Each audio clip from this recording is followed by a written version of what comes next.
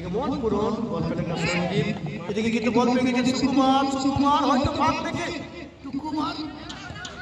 এদিকে আবার প্রণব, প্রণব শট,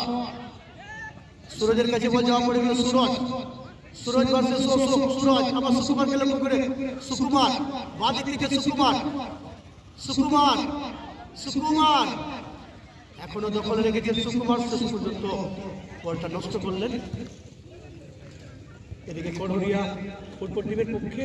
কিন্তু সঙ্গে সঙ্গে পঙ্কজের কাছে বল যাওয়া পড়ে গেল পঙ্কজ মোদী, এখানে শুভকে লক্ষ্য করে বল দিচ্ছেন শুভ, শুভ এদিকে আবার দীপক, দীপক অশোককে, কিন্তু পঙ্কজ ক্লিয়ারেন্স আবার দীপক, দীপকের কাছে বল দীপক, আবার ব্যাকপাস, সুযোগ তৈরি হচ্ছে দীপক, দীপক আবার অশোককে, অশোক সেটা বিশালকে, আবার বাদিক থেকে আক্রমণ করবে বিশাল, বিশাল কিন্তু না মনোজের কাছে বল যাওয়া পড়ে মন পূরণ, মন পূরণ, কিন্তু একবারও খেলোয়াড়দের মন পূরণ করতে পারছেন না, নাম মন পূরণ হলেও সত্যি তো খেলোয়াড়দের মন পূরণ করতে পারছেন না, এটাই একটু নামের সার্থক হলো না,